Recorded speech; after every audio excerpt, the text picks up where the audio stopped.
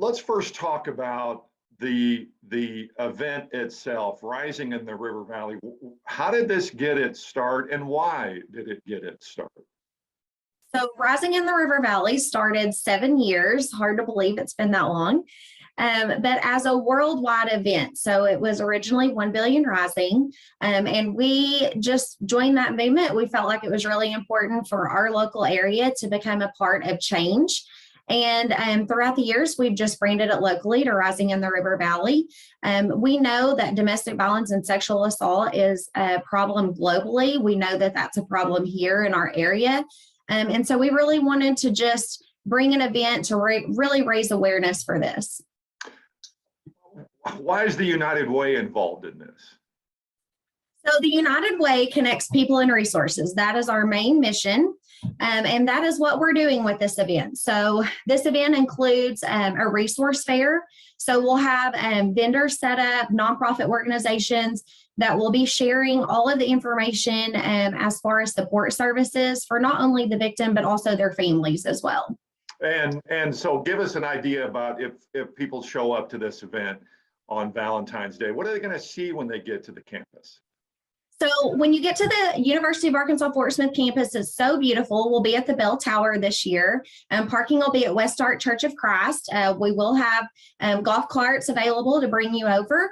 So you'll come to the Bell Tower. We're going to have Northside Drumline and cheer there. So they'll be getting us kicked off. We'll have the resource fairs beginning at 11:30. We will have refreshments available from the campus. So we know that some of the organizations are going to provide that.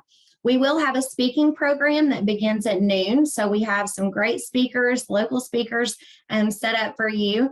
And then we'll have Chance to Dance that will end things with the dance. And then we will do the grand finale, which is a march around the campus green with all of our grand marshals. The march is what really, I think, drives the point home about who is involved in this. And then it takes it away from the campus, kind of.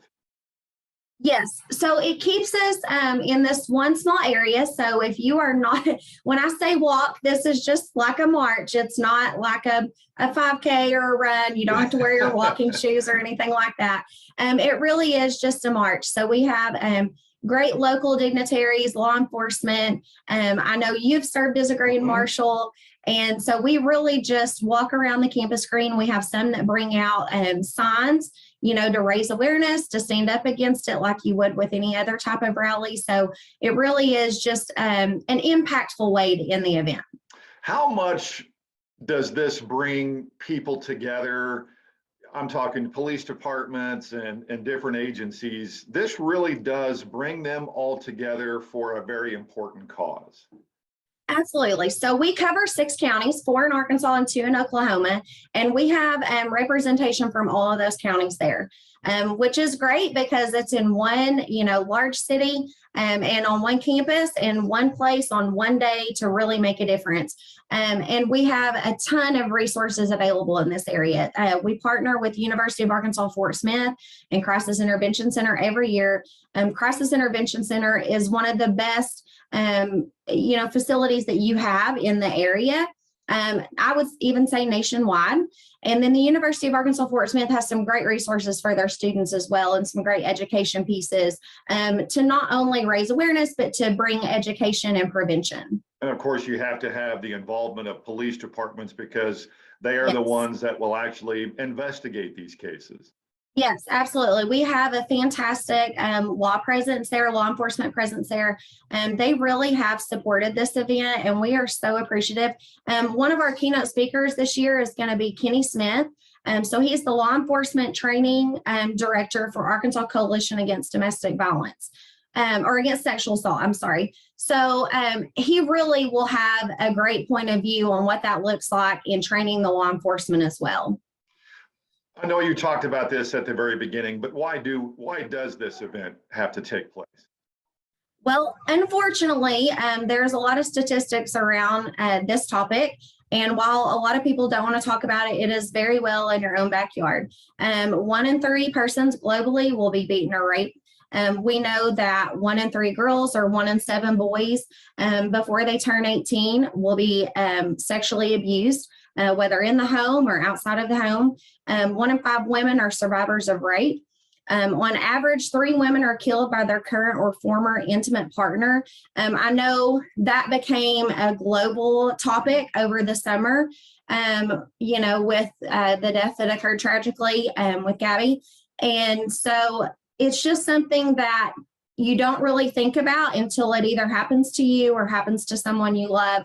And we really just want to raise awareness and to bring local leaders together to just stand up and make a difference. So there are still people that this doesn't happen around me. I don't know of anybody. So this must not be that big a deal when it really is. It really is a huge problem right now. It really is. And it's really something that, a lot of people don't talk about, even if they have experienced it, which is why a lot of people don't know that it really is that big of a problem. A lot of people it brings a lot of shame with it when it shouldn't. There's a lot of stigma around it. It doesn't just happen to children. It doesn't just happen to people that are married. It can be any type of relationship. It can also, I have a daughter going into college, but it doesn't always just happen at college age. Mm-hmm. It can happen as an adult too. Do you think these events help? Yes, I do. I feel like these events bring everyone together. It brings the problem that people don't always want to talk about to the forefront. We have a serious atmosphere, but we also try to bring fun in to bring people and really show that there is a way to rally against it. It doesn't have to be just a somber event. We understand that it is a serious matter, but we do want to bring the community out and for them to enjoy the event and really feel the impact, so that when they are thinking, this may be a problem, or they find something that they want to stand up for, or someone says, hey, I am having this problem, that they know the resources available and how to send them there. I wonder how many people that have come to these events, not only in Fort Smith, but around the country, that had experienced abuse, and this allows them to actually come out and talk about it. Yes, I think so. I think it definitely does open the door to sharing your personal experiences, because it's not something that feels so quiet where like you have to keep it quiet at that point.